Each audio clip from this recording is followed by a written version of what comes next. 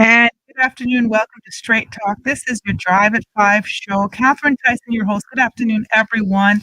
Thank you so much for joining me this afternoon. It is Wednesday. Today we deal with wellness stuff, Wellness Wednesday. And I'm very excited. I have some guests in the studio. Yesterday I was flying solo. And if you didn't catch yesterday's show, please go on Facebook. You can go to the Straight Talk Drive at 5 Facebook page, or you can go to Star 92.7 and you can catch it. It was a hot show. It was hot topics. And we were talking about, I should say I, because I was alone. I was talking about opening the borders. Should we not? One side says we should, another side says we shouldn't. And what does the government do? It was a really, really hot show. So go check it out. It was streamed. And it's awesome. And you can always go back and catch any of the shows on any of those channels. You can also go on YouTube. Star 92.7 has a YouTube page. So check it out. And like us, love us on Instagram, whatever it is, do that. Support us. We show up every day and try to inform you, entertain you, just, going along with you in your car, in your house, and, just coming up with stuff for you to enjoy. So that's what we'd like for you to do. Thank you so much. If you can go on Instagram now and like us, that's great. Find us and just support it, right? Thank you so much once again for joining me this afternoon. It is Wellness Wednesdays. All right. So I have a couple of guests in the studio. I'm going to get to them in a second, but I did want to remind you guys, because it's Wellness Wednesday, that there's that 5K walk run for recovery September 26th. That is, I believe, is that Sunday? Well, it's 4 days from now. So the 26th, if you guys have your calendars, right, check that out. And it is for the Hope Foundation. And that is to just kind of aid with recovery, recovery for people that are struggling with addiction. And so that is a Sunday. I found that it's a Sunday, September 26th. It's going to start at 7 Mile Public Beach. And it starts at 6 a.m. The run is $6.15. The tickets are $10. And there are prizes: staycation at the Holiday Inn, staycation at the West Inn, dinner for two at the Lobster Pot, and other prizes. Contact Brent 928-9099 or Chris 326-6783. Or you can go on to www.caymanhopefoundation.com, and all proceeds will benefit the Halfway House programs. Okay, so 5K walk run, Hope for Today Foundation. Guys, if you're looking for that, that little exercise regime and you have not jumped on it yet, that's an opportunity, and it's for a great cause. And, September, Quincy Brown, good afternoon, Quincy. He's on live. He says, good afternoon, Brother Ivan, and everyone else. And it is Recovery Month, he says. September is Recovery Month. So that is what we're here talking about this afternoon. So it was very fitting that we talked about this 5K as well. Now, in the studio, I'm joined by some representative from the Department of Counseling Services. She is the clinical supervisor at Caribbean Haven, Miss Esther Taylor. Good afternoon, Miss Esther. Good afternoon. Thank you for joining me this afternoon. I want to make sure that we can hear you out there as well. Good afternoon, and thank you. You have been the clinical you've been with Caribbean Haven for over 12 years. Yes. Mm-hmm. Okay, and we'll talk a little bit about the Recovery Month, right? This is closing out on the Recovery Month campaign, and so we'll chat about that. Thank you so much for coming in this afternoon. We really do need to, just put some attention on recovery efforts, right? And for people that are recovering. So absolutely, it's just such a great thing to be able to chat with everyone across the board in our communities. And you're also joined by Mr. Ivan McLean, who, Ivan, we know you from all different walks of life, different places, but currently you are the Prevention and Information Officer at the National Drug Council. Yes. Been there a couple of years. Yes. But you're also a recovering addict. Yeah, I am. Is that right? Okay. And you told me the time was 9 years. 9 years, 3 months, and 1 week. Okay, and you even gave me some minutes. Right, and that must be really important. I mean, to know that much, right? Yeah. Okay, So let's start that conversation. We're now in Recovery Month in September, and you've had a campaign going on. Let's talk about that, Ms. Esther. Okay. There have been several radio spots this month around this particular topic. This year's Recovery Month theme was "Recovery is for everyone, every person, every family, every community," because it truly is that. And we've had, like I said, we've had a number of radio spots and some other like informational events and things like that. But we had the Family Fun Day at Pedro on Saturday, and it was a lot of fun for everyone who came. Unfortunately, our turnout wasn't as good as we had hoped, probably because of the latest COVID situation, but there were several people there and everybody seemed to have a great time. So we had several booths from partner agencies that they could go and get information from each one of them about different aspects of recovery. So it was great. Okay. And that was held where, you said? Peter St. James. Okay. All right. So that was in such a great venue too. Yes, it was awesome. Yeah, definitely. And it was a great turnout.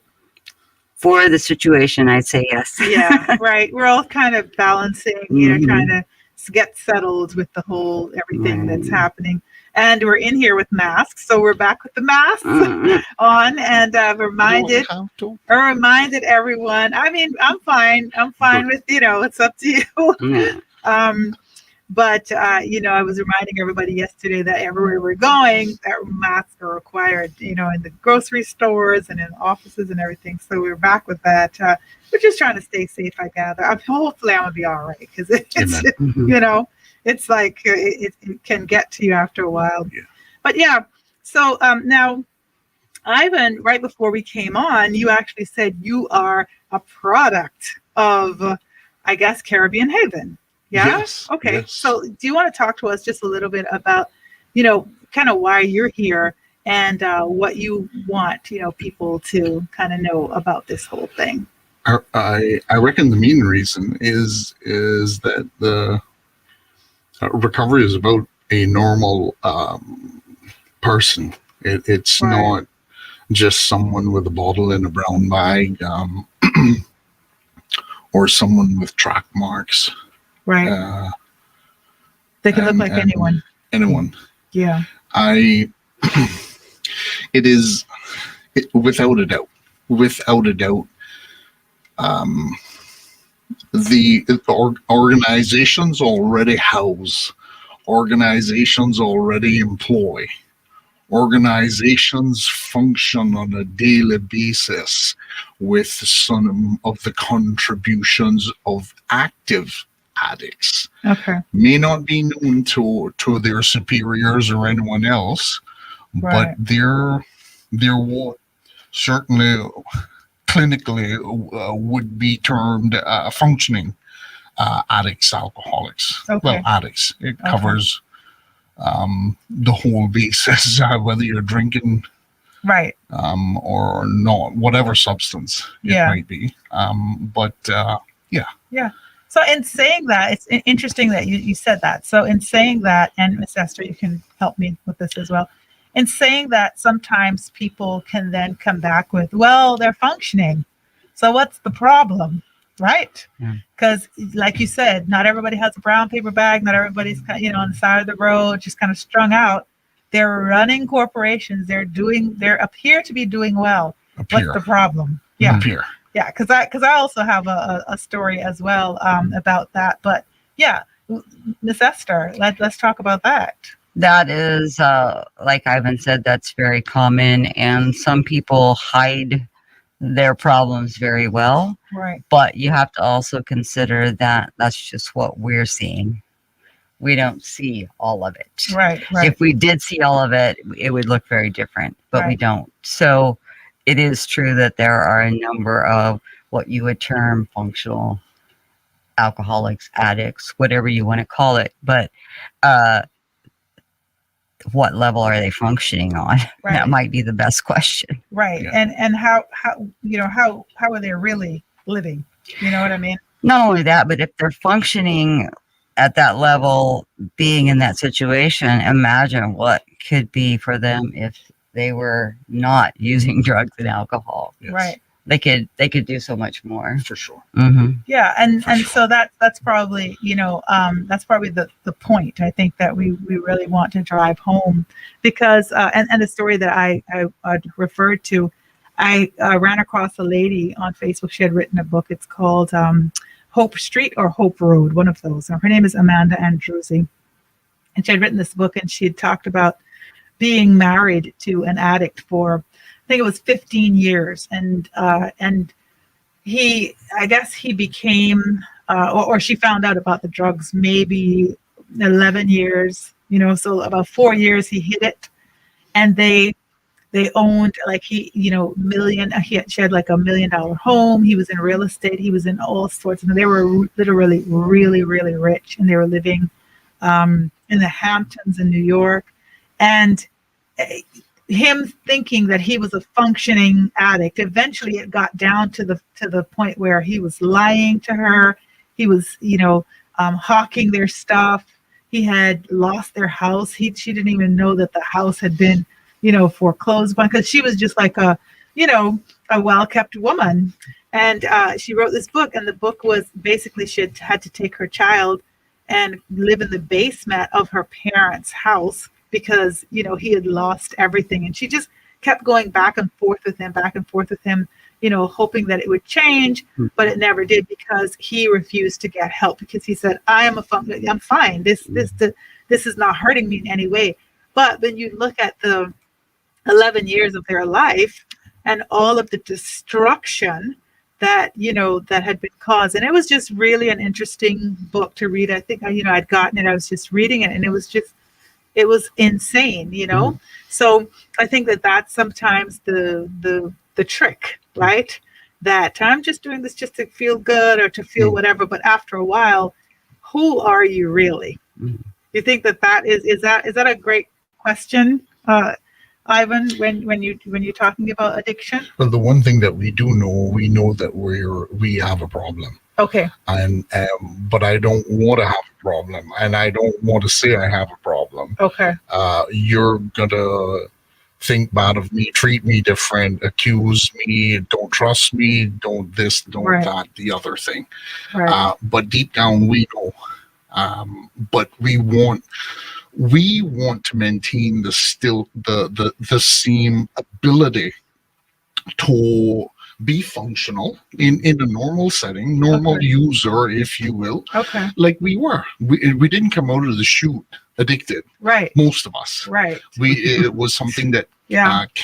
that developed. Right. And I think that's one of the things, one of the issues that problem users have is they want control, and we don't have control, no matter the brand, the measurement, the color, the amount, the purity.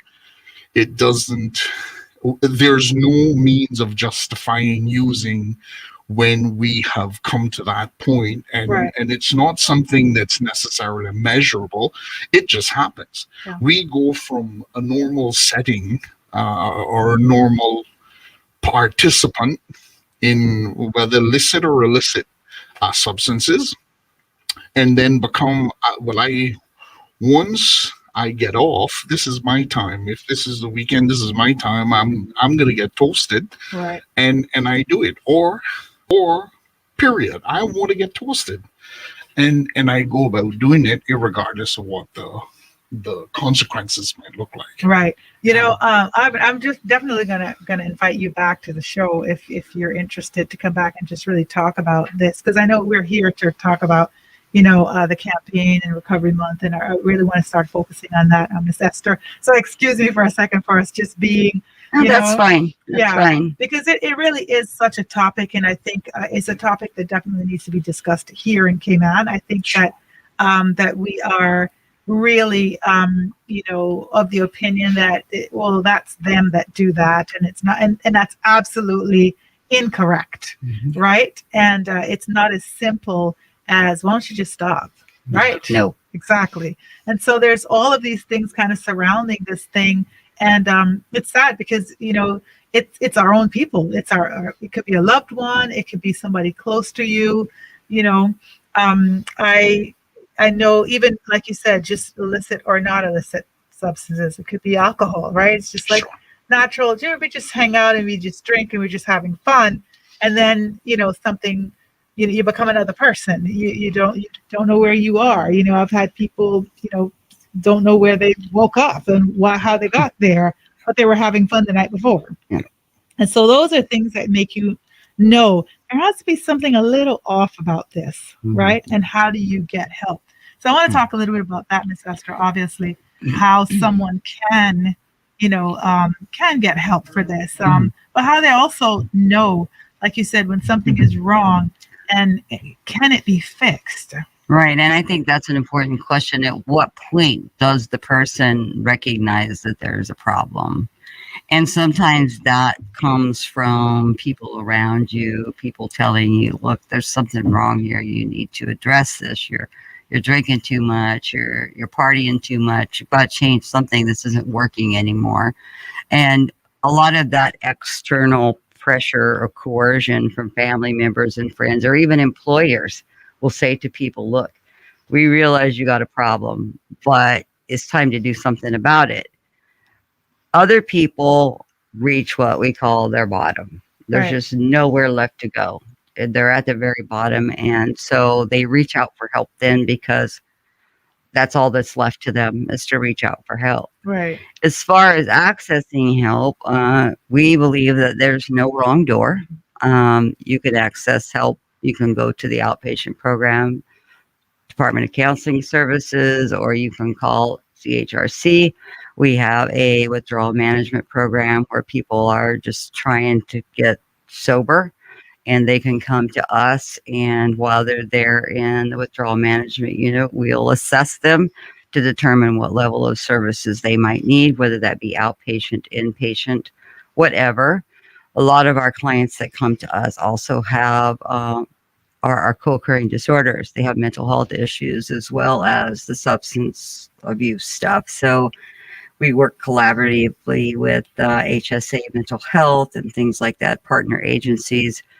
Our partner agencies are a lot, because of just the overlap of things like community rehabilitation, NAU, DCFS. I mean, there's a lot of different referral sources for us. The drug court is a major one, actually. So people have access to us, and at Caribbean Haven, they can call 24 hours a day, 7 days a week, 365 days a year, unless there's a hurricane. Okay. That might be the only time. Yes. That What's they that couldn't number? reach. That number is 947-9992. Okay. And obviously, if they call that, you can give them information. Right. 947-9992. 92. Okay. So I'll remind the And we can listeners of it. screen them while we have them on the phone and see if they're in a space where they can actually come to us. Right. We prefer people not come to us while they're still under the influence, because sometimes that can get a little difficult. Okay. But once they're ready to give it up and stop, then our doors are open to them, and we want them to come. We want them to reach out for help. Yeah. Probably one of the most difficult things for us in dealing with is that a lot of time family members, parents will call us and say, look, my son needs help. And we say to them, he has to call us. Right. You can't call us for him. Absolutely. He has to call us. And I know that's really deflating to some of them. One lady called one day. She said, can't you just make him stay here? I said, Right. no, we're not a prison. We're not a locked facility. We don't do that. We want people to be here because they want to be here. Right. Because that's the first step. Mm-hmm. If you Recognizing admit so- that you have a problem and that you need some help, that is the first step. No. Yeah. Calling us really is the second step. Right. Now, Right. calling Now- us. Now I understand. Also, I think a few years ago, I had spoken with someone in regards to Caribbean Haven. I think the person was even talking about there are some people who have come to Caribbean Haven 11 times. That's true. So it's to kind of almost give me a perspective that, you know what, it might not happen this first time, you know, they might have to come back. And, you know, we've had people return. So that's not uncommon, is it? No. Okay. There's a lot of things that play into that. I think statistically, the average of treatment episodes before someone finally has an extended period of recovery is about 8.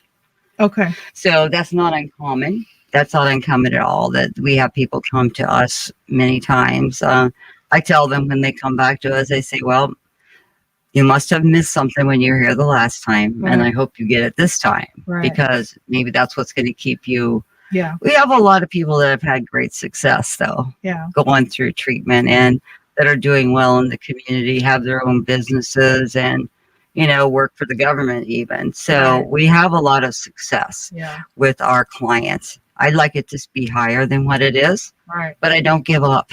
Yeah. I mean, and it's hard in a small community like this too. I've had experiences with, you know, with people close to me, you know, even with Caribbean Haven, and it's just, you know, trying to keep them, and you can't keep them, they're grown people, but trying to get to, you know, almost like have that understanding that, listen, those cannot be your friends. You can't hang with the users anymore. You really can't. I understand that they're your friends, but no, they're not. You can't hang with. Yeah, I mean, I'm quote unquote. They're your friends. They're not.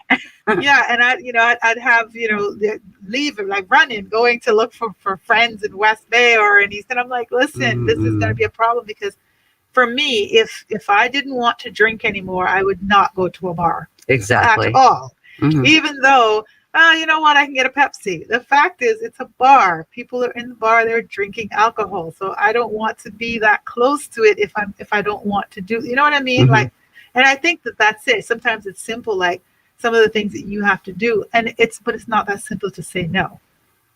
So it's a work in you know, in progress. And I think you have all of the supporting, you know, aspects of it through Caribbean Haven, because even when people leave there, they have like their own, what's it called, a person that they can call, a support person.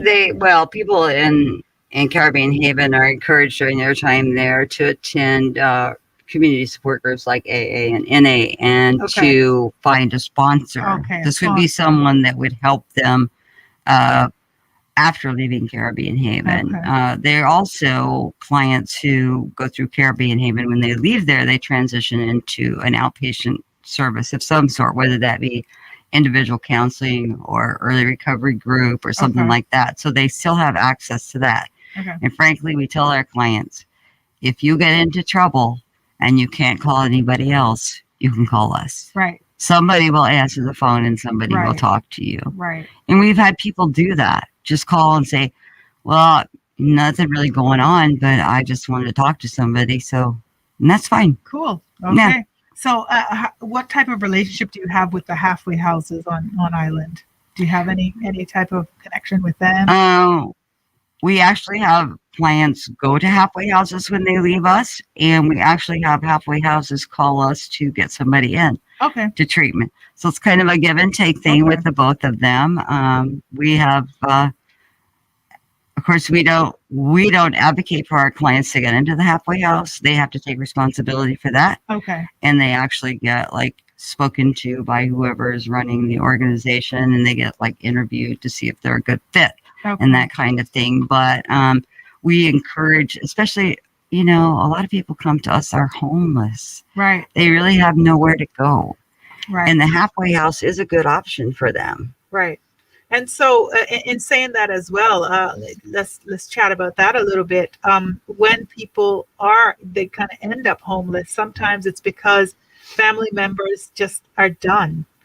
Yeah. So, you know what I mean? It's not just oh my goodness, you believe his mother turned her back on him, or you believe that, you know, he has a sister, that's his sister, you know, she got all this money, she has a good job. But it's not that. It's just that, you know, you get tired, I think, and then you know that at some point you have to cut these ties, and they don't know what to do. They really don't know what to do. They don't know where to turn for help when those things happen. I want to help you, but I've tried and tried and tried, and it doesn't work.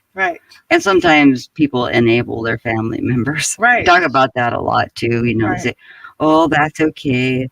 they steal from their family members, absolutely. addicts and alcoholic. Well, mostly addicts, but Right. alcoholics too. If I need money and I don't have any to buy a drink, I'm going to find some way to get it. And family is unfortunately the first people that they Right. do that to. Yeah. You know, Yeah, because they figure they can they won't press charges. right. They won't get in trouble for it. But right. that's not always the case. Some Yeah. family members aren't quite so understanding with that. No, you did this, now you have to pay for it. But right. it is hard. I families really struggle with, like, I had a person say to me, I don't understand why my son turned out like this. Right. He had a good home, he had a good childhood, Yeah. everything was okay. I said, you're trying to figure out what's wrong with him. It's his job to figure out what's going on with Right. him and Right. deal with it. You Right. can't fix it for him. Yeah, and so we can take that back to Ivan now. With that, that is the reality of it, where For people sure. are saying, "Well, what happened? What was wrong?" Everybody else in the family is not doing it. What's the problem? Did you have a bad childhood? You know what I mean? Like, how did you deal with that? Because when you started, how old were you? Would you say? 18. Very young. Mm. Yeah. Okay. But All I right. was already working for myself. Right. I and it was to fit in. Yeah. I did have insecurity issues, without a doubt. My perception of self wasn't where it could have been. Right. But uh, uh, it's a matter. It's said commonly, often in recovery, you're not responsible for your addiction, but you're responsible for your recovery. Okay. And that boils down to the point where we mentioned homelessness. Mhm. There's more so by choice than those of us that exercise the tough love, if you will, and say, I'm not going to support you anymore, you're on your own. Right. The majority of us that are homeless, that end up homeless, and there are measurements of homelessness, and one was just attested to, and we're also seeing it in with those with mental health issues Exactly. as well. It's very difficult. It's uh when when we have, and to help support the fact, in that when we have family members calling, please help him. Please, I'm calling for my son or my daughter. They're doing this or they're doing that. And with the expectation that we can do something, and we can't. The truth is, the person really needs to want it, because without he or she wanting it, it'll never be had. Right. And in spite of the fact that they might be homeless by choice, or they might be homeless because through tough love, I say, you're not going to live here anymore. Right. But it's still the onus is still on the sufferer. Right. Because without a doubt and unequivocally, we know what to do. Because we really do. Yeah. We know that my mommy, my daddy, my brother, my friend, I know them, and they are clean, or they want to help me get clean. So we do know who to go to when we really want it. Right. And that does happen. Sometimes it doesn't happen, and some of us succumb to or disease. All right. And yeah. Right. Disease, it really is it's a mental health issue. Right. It really is. Well, I'm going to stop you right there for a second, because we're going to take a quick break and we'll be back. It's just going to be 2 minutes and we'll be back. Because I want to talk about that. I want to pick back up exactly what you're talking about, that it is a mental health issue, and then continue the conversation. I am in the studio with Miss Esther Taylor. She is a clinical supervisor from Caribbean Haven, as well as Ivan McLean. And we are discussing recovery month, and all the stuff surrounding that. You stay tuned. This is your Straight Talk 5 to 5 show. Wellness Wednesdays. We'll be back with more. Stay tuned.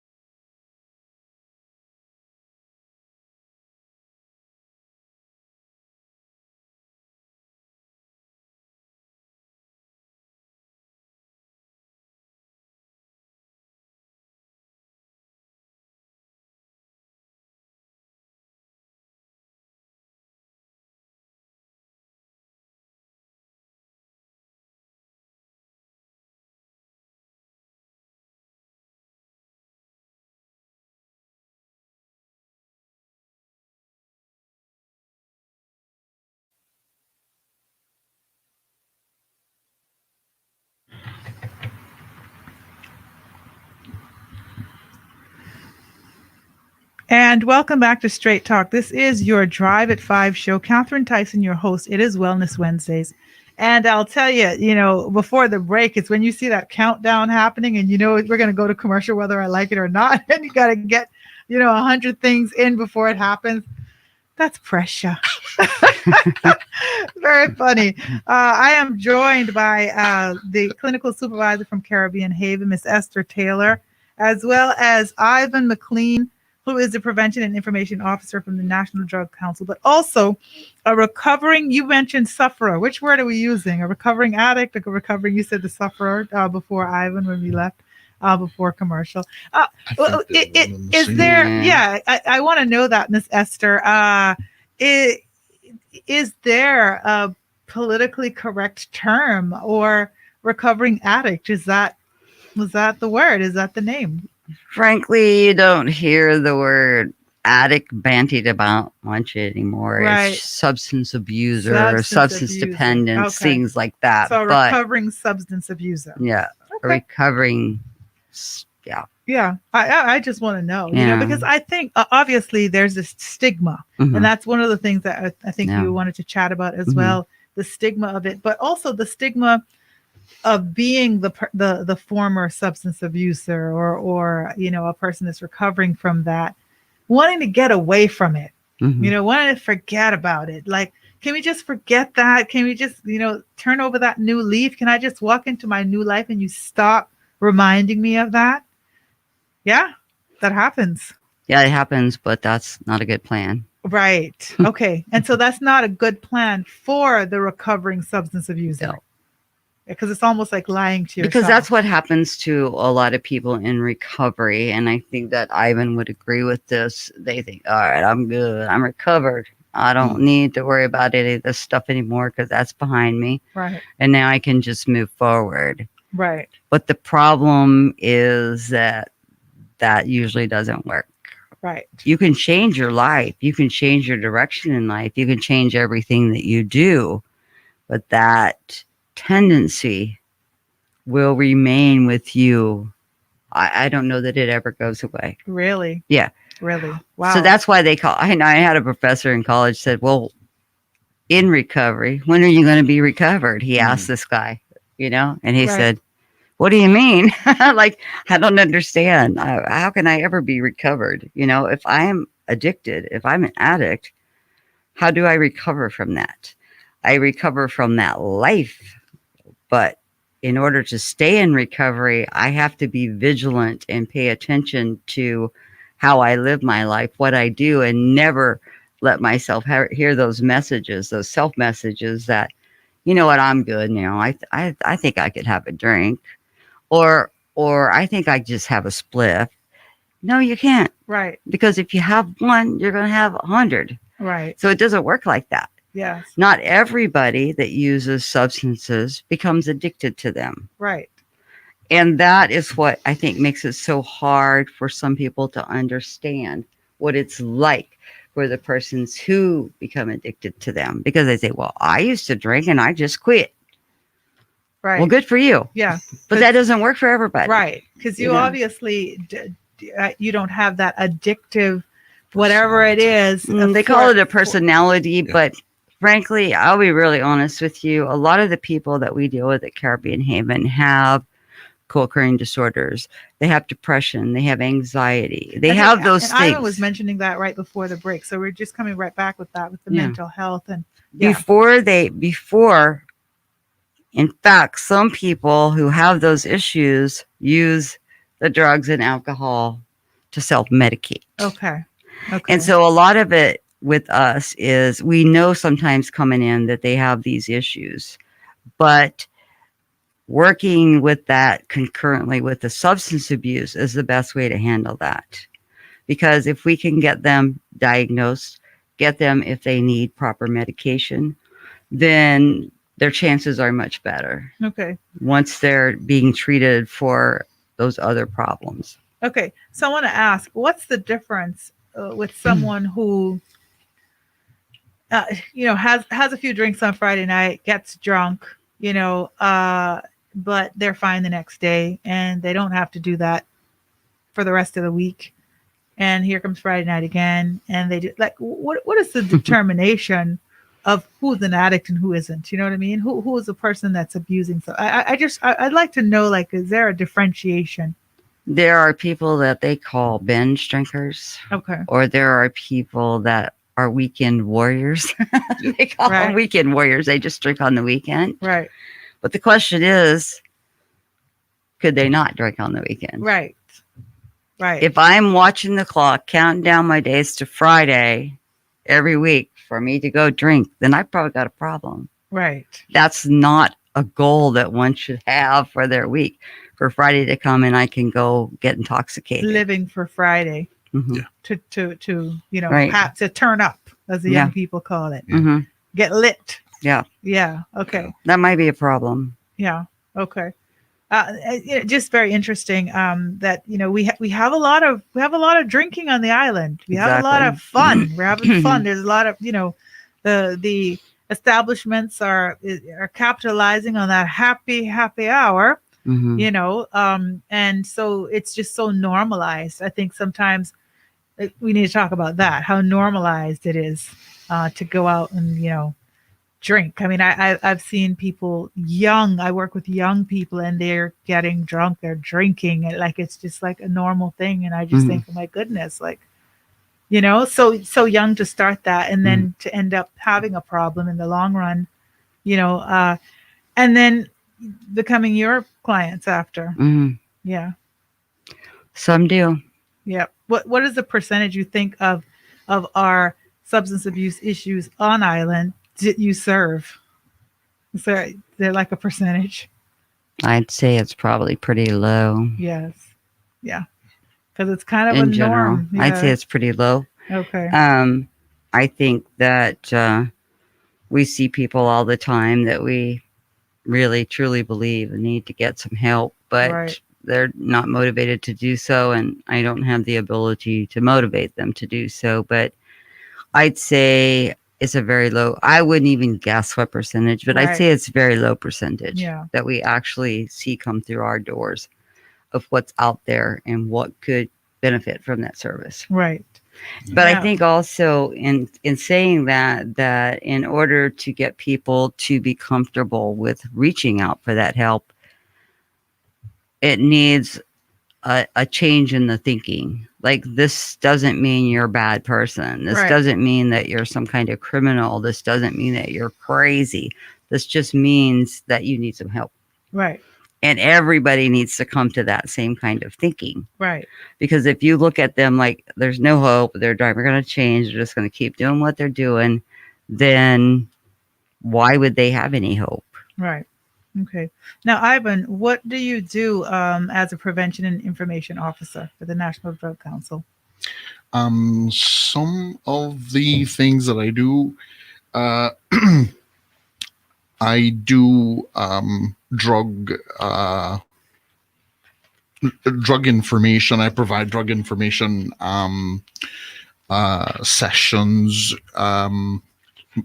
covering basic drug information, basic, intermediate, and advanced to the prisons. Okay. Both northward. I also go into the Fairbanks, Right. Caribbean Haven. The National Drug Council, goes into there with some of the drug prevention information programming, and I also I help too on the statistics side, the information gathering process. I assist in that, and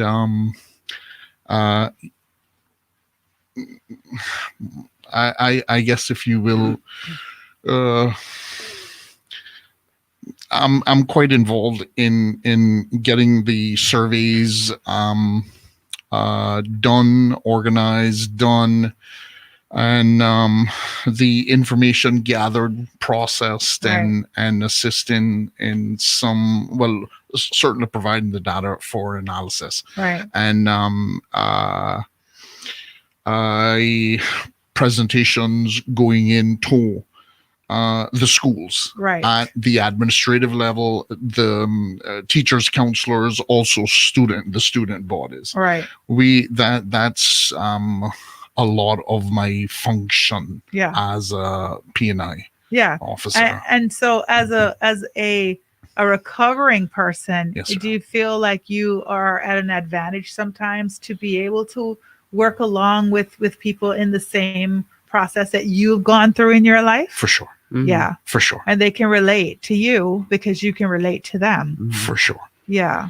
A truth is, I have a passion. I struggled for 26 years to get clean. Wow. I really did. I went through, well, Mrs. Esther spoke to some people 11 times through Caribbean Haven.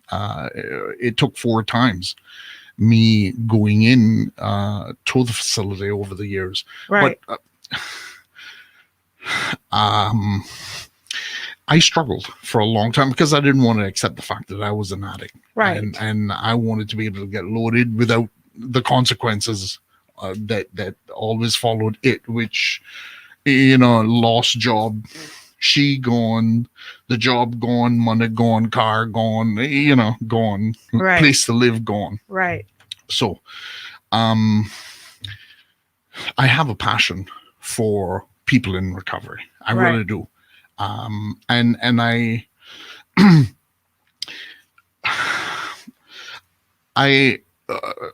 it's a long story. You know what? Right. I've been I was quite convicted with the fact of an involvement with prisons or prisoners. Right. And my thought was, this is in and out of active addiction. What it meant was that I would eventually end up in prison. Right. And somehow someone would get the message of recovery by me being the example of, having now ended up in jail. Right. And that's what I thought. Okay. And I'd eventually die an active addict. Right. But it didn't happen. It didn't happen. Thankfully. I ended up getting sober, ended up God making a way that a position became available, and I applied along with a number of other persons, and I was the one that was chosen. And my the first week on the job, I was told, your focus is going to be in the prisons. Okay. And wow, it was like a full it circle. Came right yeah, to man. you. Yeah, in a different way. Yeah, and but I Wow. had this. Well, I before that all happened, I had this passion for numbers. Right. And here, this All worked position out. pops up. Yeah. I'm able to assist in the compilation, understanding, or dissemination of numbers, and I'm also able to work with persons that are suffering and always persons that are say- in recovery. I always say And the it universe was- delivers, Yeah, doesn't man, it? it was a God shot. Yeah. And Wow. I was perfectly placed, and yeah, it has my curse became my asset. Yes. And all I can tell you is that God has used me in a manner that I could never have imagined Right. or even thought possible. I'm really serious when I Right. tell you I was sure it would be that I would go to prison, or I'd be a dead active Right. addict. Right. And here I am. And yeah. fearless, seen, and sober. Yeah, it sounds so. And I've Yeah. known you a long time, Ivan. Yeah. I think I've known you I'm sure almost all my life. Yeah. For a very long time. My Yeah. sister went to your mom's little daycare. That's how long I've known. You understand? Like 30 something. She's 30 something. And my Wow. mom took her to Miss Dorrit's for Oh, my daycare. goodness. And we have little What a pictures of her blessing. birthday. So I've known you a long time. Yeah. And I didn't know you were using at the Yeah. time. And obviously We hide it well at yeah, times. exactly. Yeah. But to see you here today and to hear, just to hear that testimony is amazing. I think, Miss Esther, in this community that we are, because it's so small, like just hearing him say that he's gone to Caribbean Haven 4 times, knowing the family that he comes from, knowing the God-fearing woman that your mom is. You know what I mean? Yeah. Like I know this family. That must have been so difficult, and that's a part of the problem here, too. The stigma Yes. surrounding it. So sometimes people might want to get the help per se, but they don't want the. It's almost like no. I can't be that bad.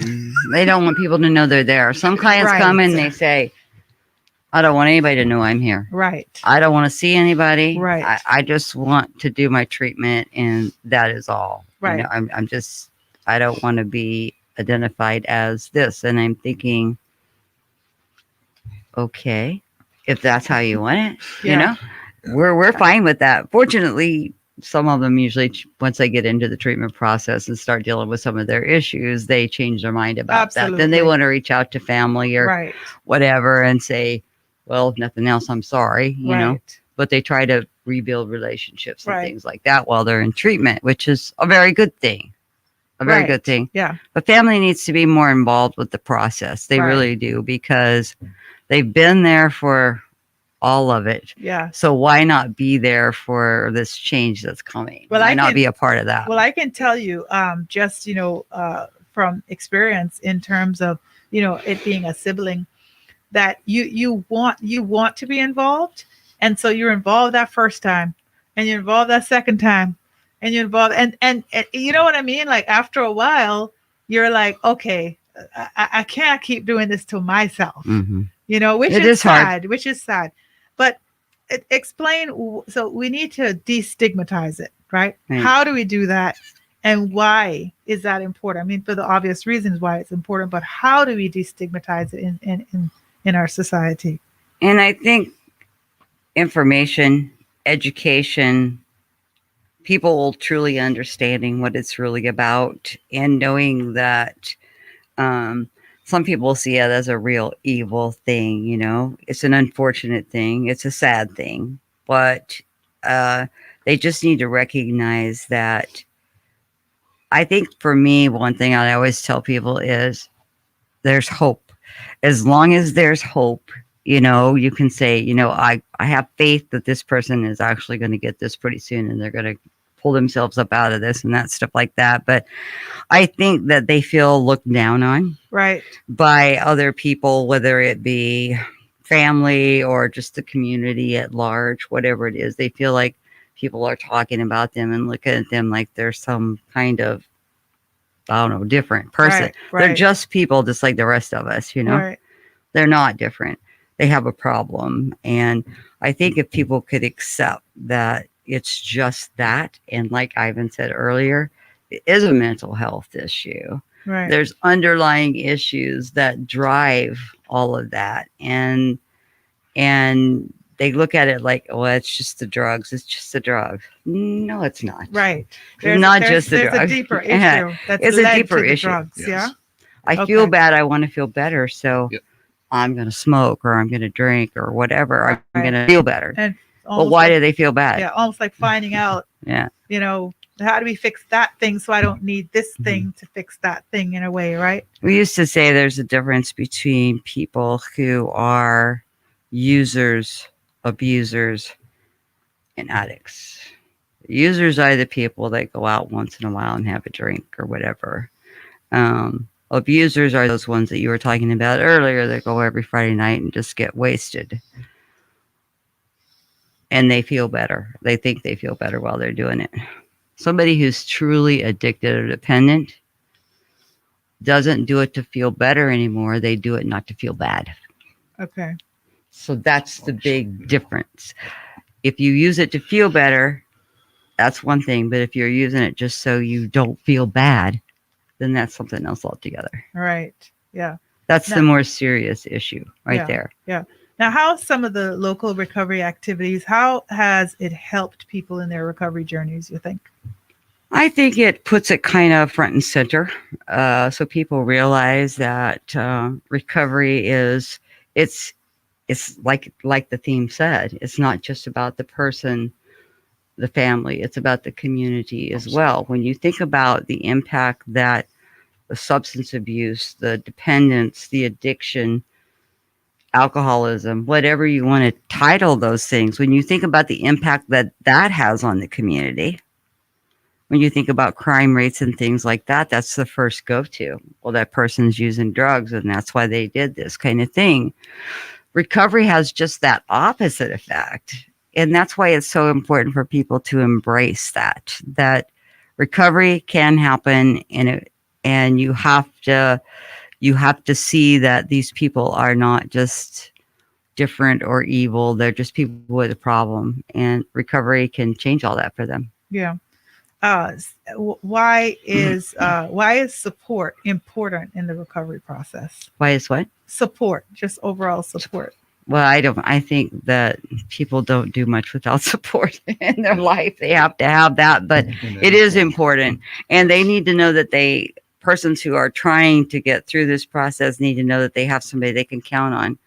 If I have one thought that might throw me right off the rails, I need to know that I can pick up that phone and call somebody and say, hey, man, I'm having these thoughts, Right. And that person's going to talk me down or talk to me about that and try to figure out why is that happening right now. Right. Because you've been doing so well. And that's the question we ask a lot of times when people do so well for so long and then they start using again. Right. But it isn't an instantaneous thing.